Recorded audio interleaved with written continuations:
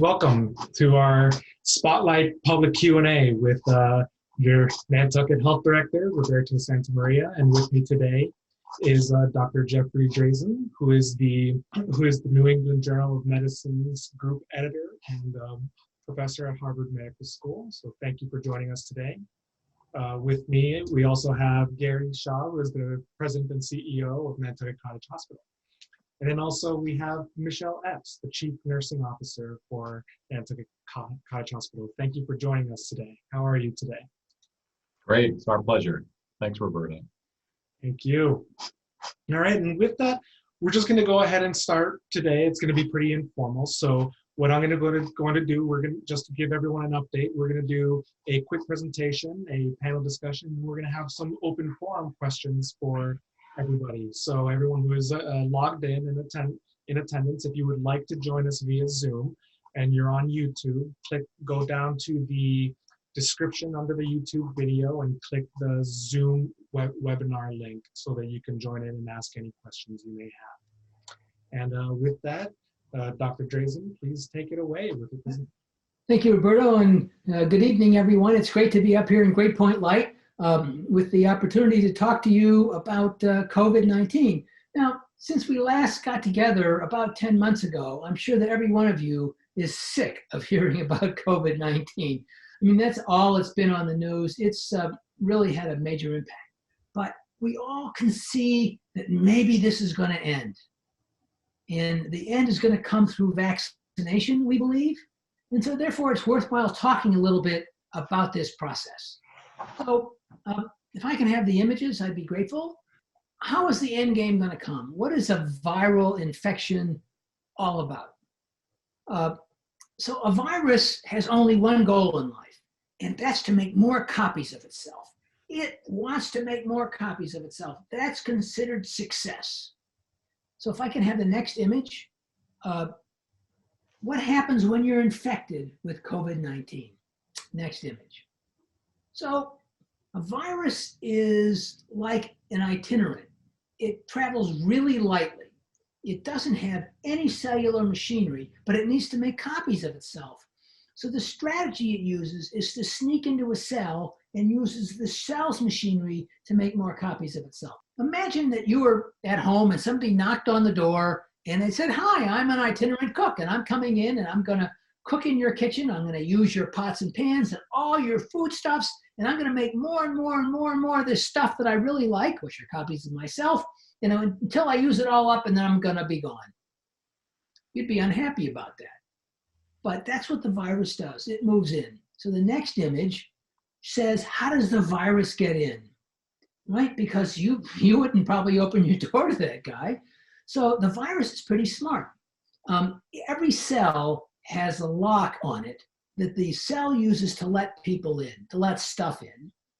And the stuff that we're talking about is the virus. So the virus has on its outside these things called spike proteins. And they're the key that fits into that lock. They can't get into any cell. They can only get into cells that have that lock. And once they put the key in the lock, the cell says, "Hello, come on in." They get inside the cell and then they take over and they start using the cell's machinery to make more copies of itself. Next image. Now, during this time, it depends on how many viruses show up, right? If you just had one virus show up, it could take a while. But if you had thousands show up, like you inhaled a lot of stuff from somebody coughing, this could have happened over and over again. In the meantime, your body has got a really good army. Its immune system. And it's always out there looking for things that don't belong. And it's going to have to recognize this virus is something that doesn't belong in your body. And it's going to start the immune system going. When the immune system does is it says, "Okay, guys, we're going to stop this infection." The next image, please. So what it does is your body it can recognize those angry red spike proteins in this image as foreign, and it makes proteins, which we call antibodies, that circulate in your blood, and they bind to those spike proteins. Now remember, the spike protein is also the key that fits in the lock that lets you in the cell. So if it has a big, heavy antibody bound to it, it can't get into the cell. And so that virus is immobilized. Now, there are other components of the immune system, but this is the key one that we're really focusing on. And so that keeps the virus from making more copies of itself. So next image, with that, we ask, how do the COVID vaccines work? Right? Because the COVID vaccines are a way to fool your body into thinking you're infected with the virus when you really haven't been infected with the virus. It's a game. Next slide, please. So here we have that same virus with the spikes on it. Now, the virus vaccines that we've been giving and that we're going to be giving, engineers have taken the blueprint for the spike protein, right? Inside the cell, inside the virus is a blueprint for the whole virus because it's making more copies of itself. But they've isolated just that piece for the spike protein. And they said, okay, I'm going to put that inside a cell. The cell's going to make those spike proteins. And that is going to get the immune system fired up. That's shown in a movie. That's the next image. mRNA technology has never been used before in an approved vaccine, but scientists are using it now to combat COVID-19. mRNA, or messenger ribonucleic acid, are snippets of genetic code that tell cells to build proteins. mRNA vaccines take advantage of that protein-building process to trigger an immune response and build immunity to SARS-CoV-2, the virus that causes COVID-19. Instead of using a small dose of live or dead virus like some other vaccines, mRNA vaccines use a tiny piece of the virus's own genetic material. Here's how it works. This is the virus.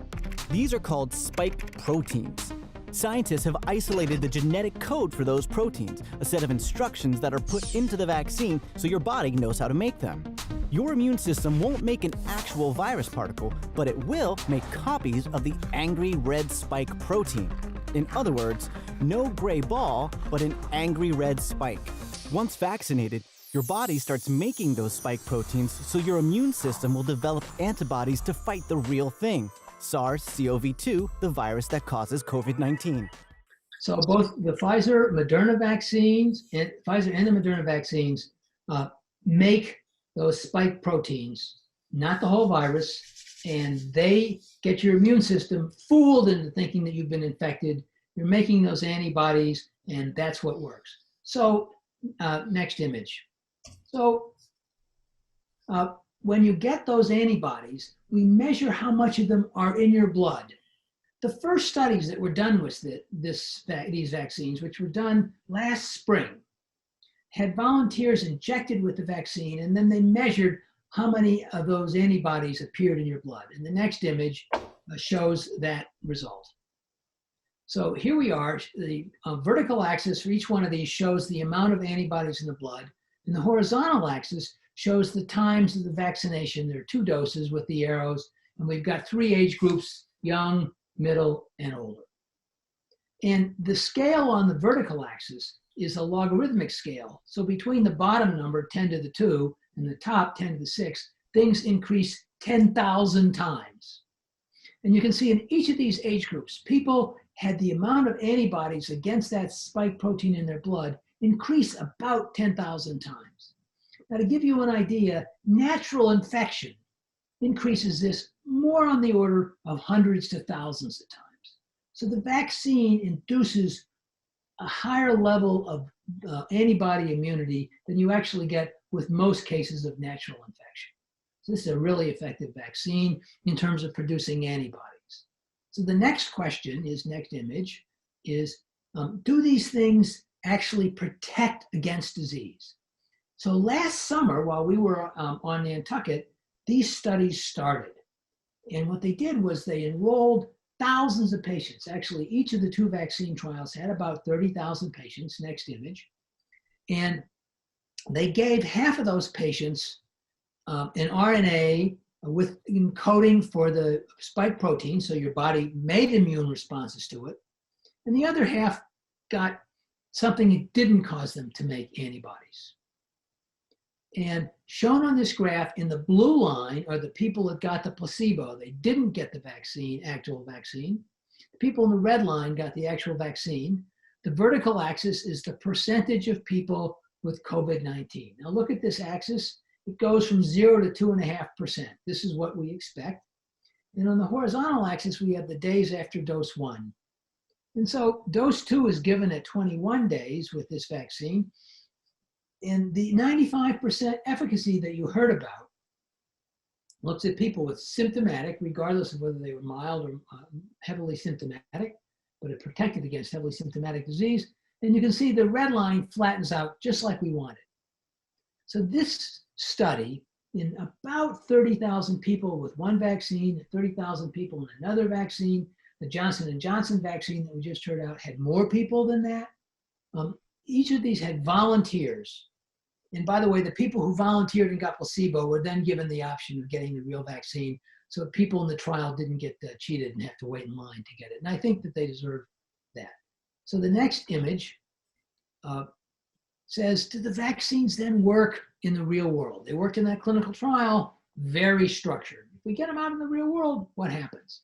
So the next image shows at the hospital where I work, the Brigham and Women's Hospital, part of MGB. It's the B part. And the red line shows healthcare workers, the number who were showing up with symptomatic COVID-19.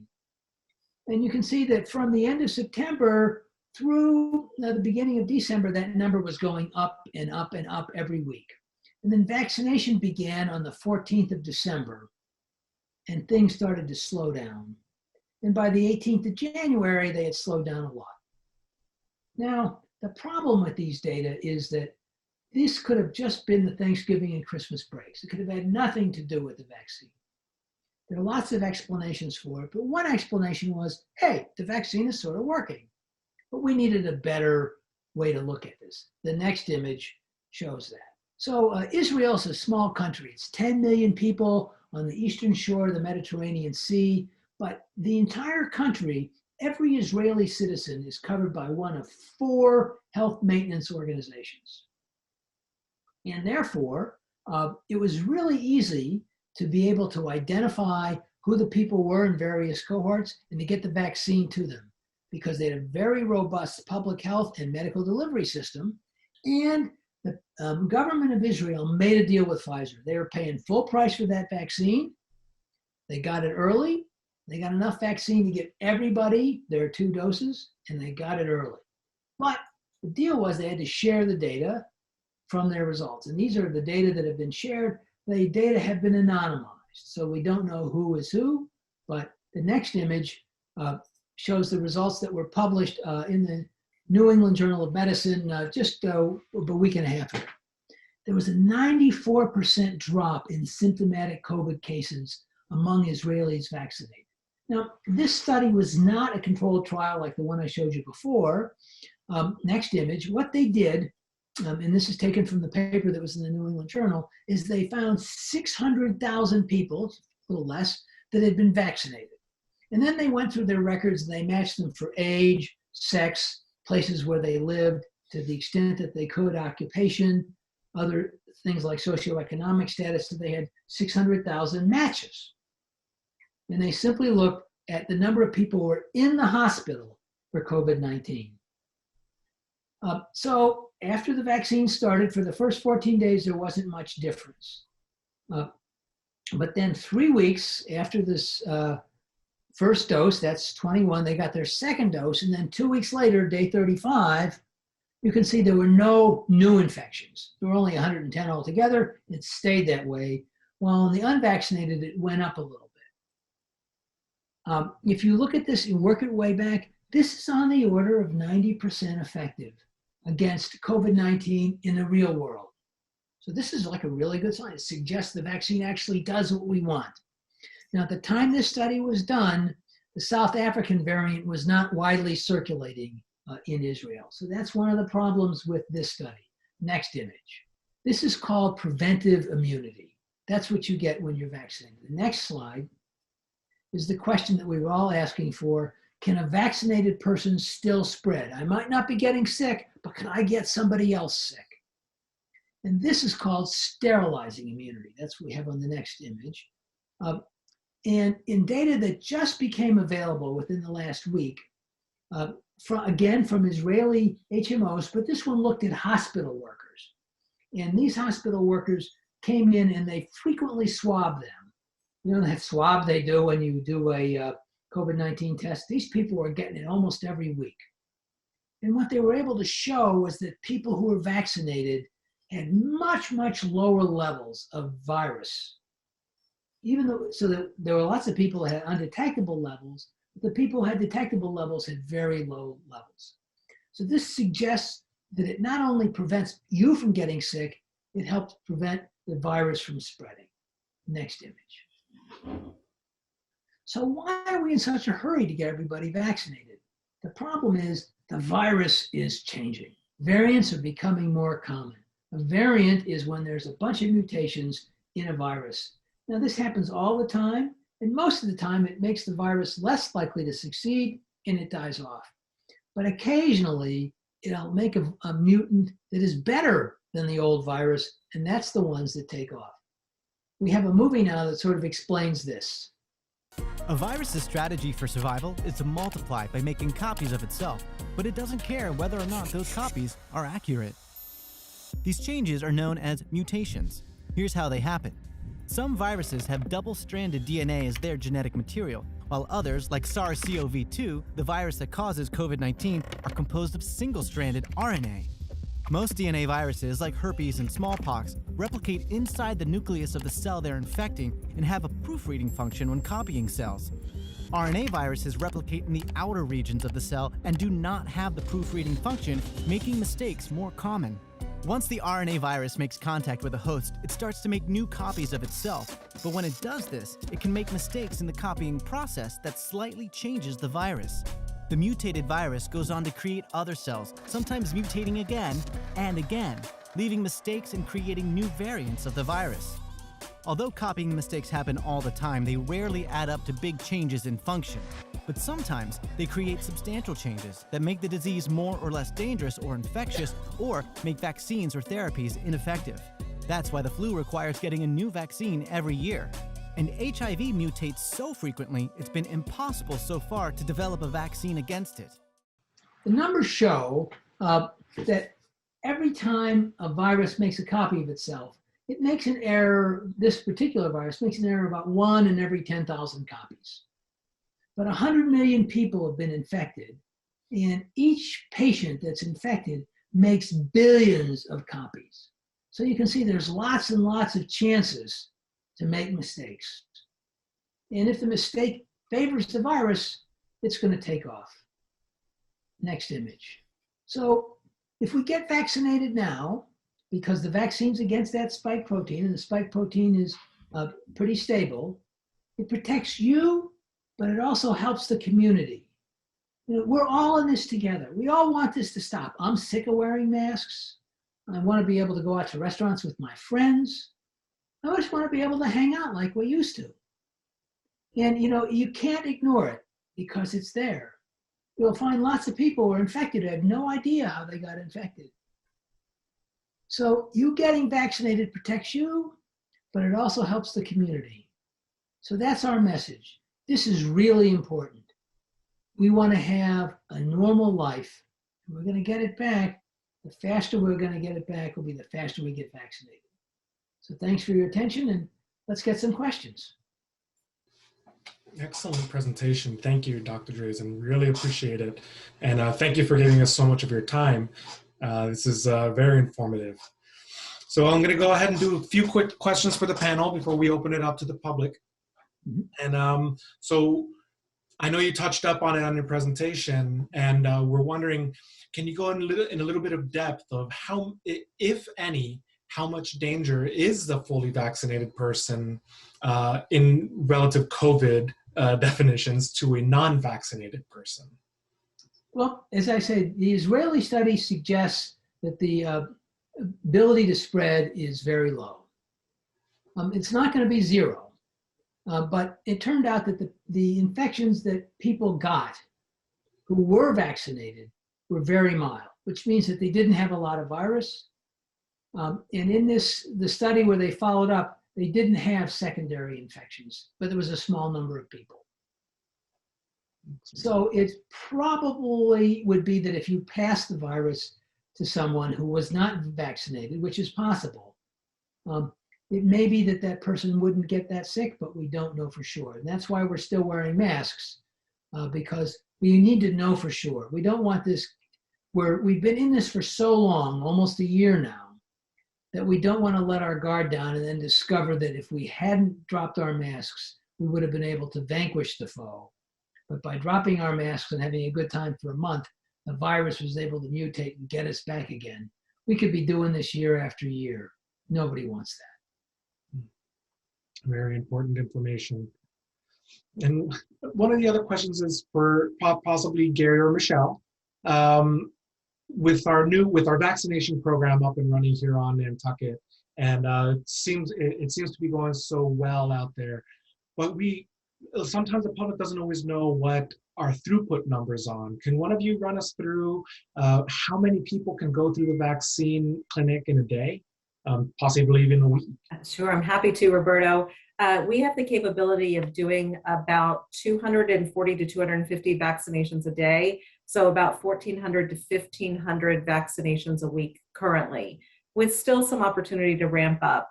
The only caveat to that is it is based on the allocation that we receive from the state. So we will always request as much as we need to get people vaccinated, and based on distribution and availability, the state will then send us those vaccines. Awesome. So we're hearing that normally or so we'll get around 900 or so. Is that correct? Oh, I'm so sorry. Absolutely. You're spot on, Roberto. About 900 to 1,000 has been the average. That's great. And Gary, from your perspective, what have you heard as a response to how these vaccines are going, how the clinic is everything? How is everything going at the hospital, and how's morale? Yeah, thanks, Roberto. Well, I think at the hospital, morale's high. We're somewhere north of 80% of the hospital being vaccinated, which is great. And there's going to be a percentage of people that wait to see how it goes, or those folks that are thinking about having a child and still looking for more information. So, what we're trying to do is provide education where necessary and give people opportunities to know the information and make choices that are right for them. So discussion happening there. I've been out at the VFW clinic out in the portico, whether we're testing or whether vaccinating. And what I found is a really outpouring of thanks from the community for setting those things up and giving access. I will tell you that the VFW is the happiest place you've been in a long time, to see the 75-plus-year-old people come in and get their vaccine and then be socially distanced and set apart. They're smiling. They're talking about, there's Margaret over there and there's Bob, and they haven't seen each other in a year. It's heartwarming to know that is suddenly the social gathering place that feels safe and comfortable, for individuals. How many people in Nantucket have been vaccinated at this point? Go ahead, Michelle. So I don't have the exact number, but we're well over 2,000. Roberto, you might have it quicker than I do. No, I don't have it in front of me, but I do know that the fully vaccinated, we have about 900. And then about, with first doses, we have about 1,800 or so right now by the end of this week. So we're in good shape. We're in very good shape, that represents about 50% of all those who signed up in the original signups before we moved to the original appointment. So it's a good gauge of where we are for that population. So we're really happy to see that. So the mood is festive and people are moving through. It's a pretty efficient place. But I will say, though, maybe Michelle can build on this, is that when we've been opening up our templates, initially they fill very fast, and obviously with pent-up demand and folks wanting to get out there.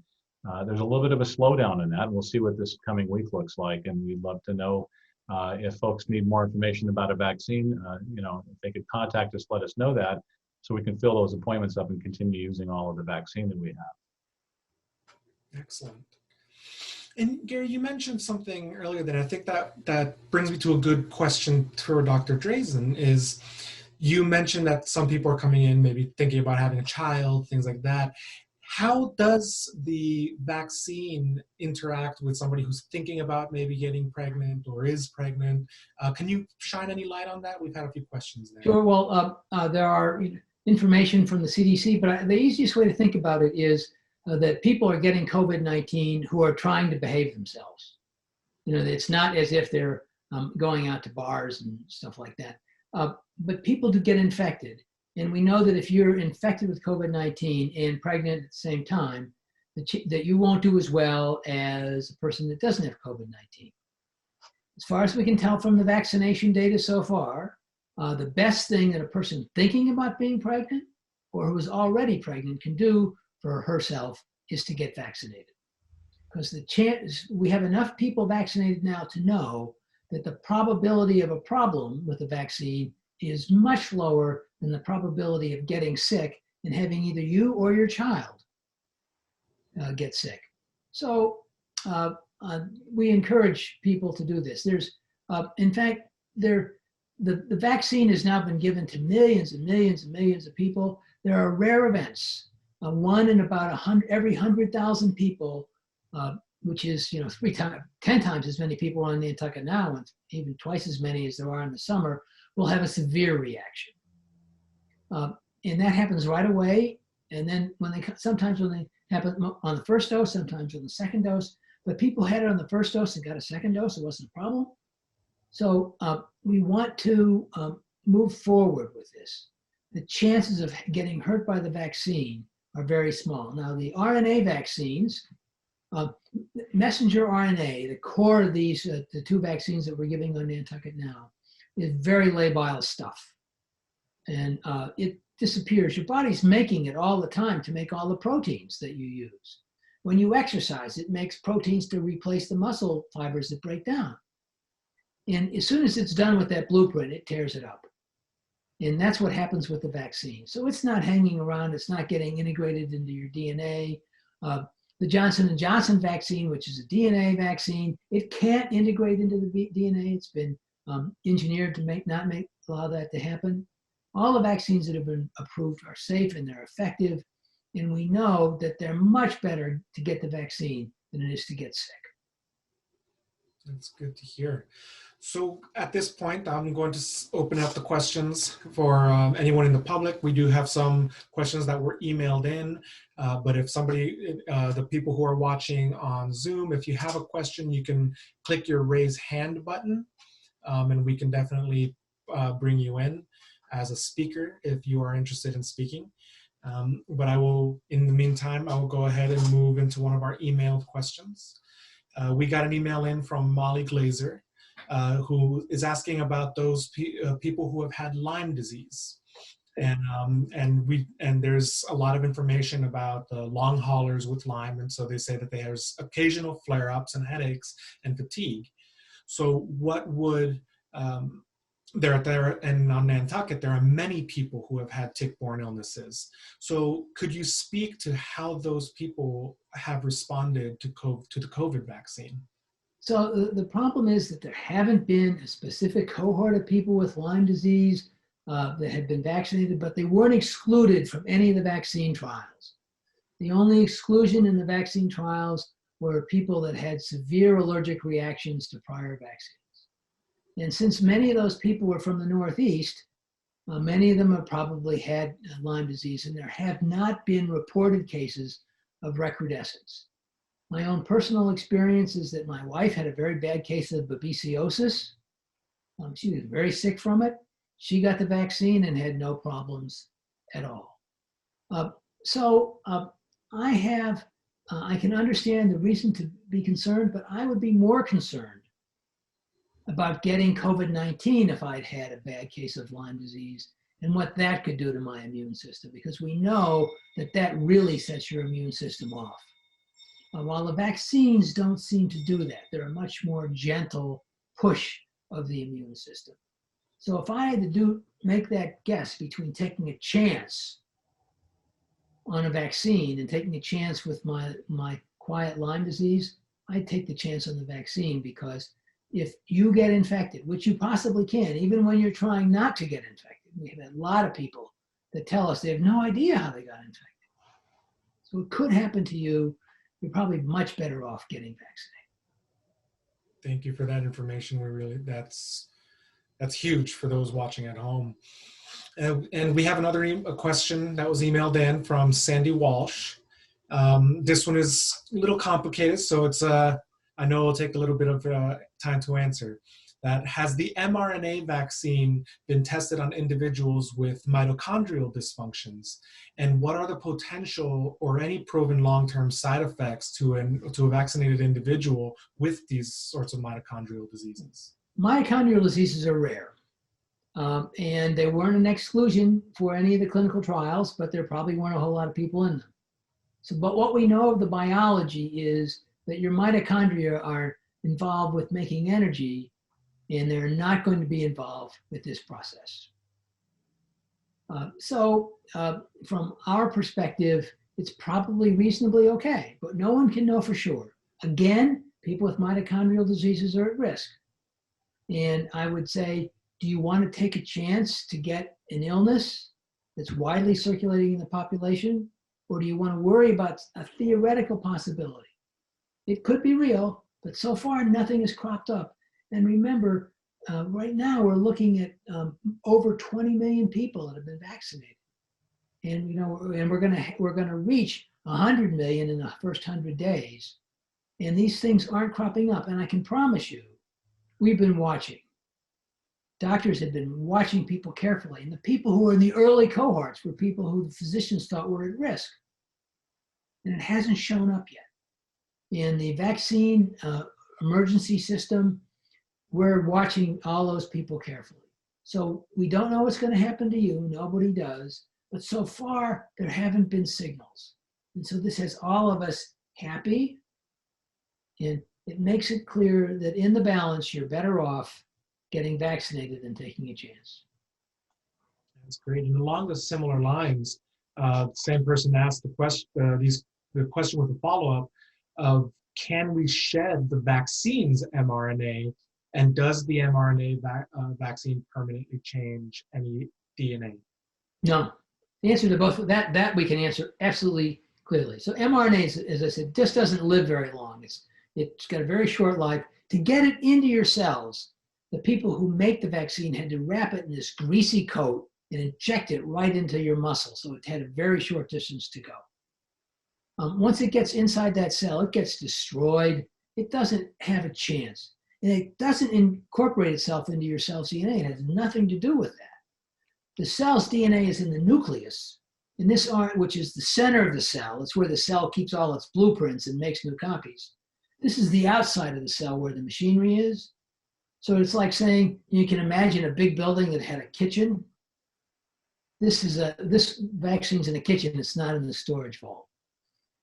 So there we know that's not going to happen. That is great news to hear. And we'll actually go ahead and end this one on that high note. We've been going for 35 minutes straight.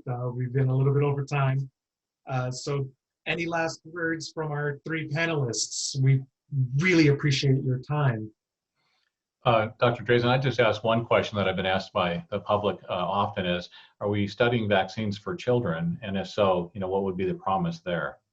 So we're working our way down with children. Children are interesting because remember there was a lock and a key to get in, and it turns out that in children, the thing that is the lock, that protein that's expressed on cells, is very low levels, which is the reason that children don't get infected as often as adults.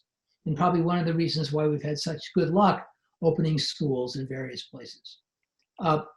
The vaccine studies are being done in younger and younger ages. They're first done in 18 and above, and now they're looking at adolescents. They're working their way down, which is a standard approach because they want to make sure it's safe in each cohort before they move down. But at the same time, the children are not that big a risk. So there's method to the madness. This is not like polio, which was a children's disease, and where we had to immunize everybody against it. And the kids who were in the study, like me, were kids. But this is an adult disease. And to some extent, the children are actually protected. Thank you. So everyone, please get vaccinated. Do it for yourself, do it for humanity, do it for the world. We're in a war against a microbe, and we can only win if every one of us has got the armor to fight it. Well, there's a great process on Nantucket for you to get vaccinated. I encourage you to go to our website and get signed up. We'll be opening those schedules on Saturday at 10 o'clock. Hope to see you out at the clinic this next week. Okay. And thank you all for being here. There was one last question, an anonymous question that was just emailed in. Will the Nantucket Health Department require vaccinations for attendance to island events or town buildings? The answer is no. We cannot forbid people to use public property. So we're not going to be requiring that vaccination. We can't force you to divulge any public personal health information. It's protected by HIPAA. So with that, Michelle, would you like to say any last few words? No, it was an amazing discussion, and we do look forward to seeing you at the clinic and maybe listening to some great music and meeting up with your friends. Excellent. And thank you all. This has been Nantucket's NCTV's public Q&A about the COVID-19 vaccine. All of this has been possible through to funding from the Community Foundation, Nantucket's Nantucket Fund for Emergency Relief. So thank you for the Community Foundation for sponsoring tonight's episode. Now Roberto Santamaria, Gary Shaw, Michelle Epps, and Dr. Jeffrey Drazen. We really appreciate everyone here and for tuning in today.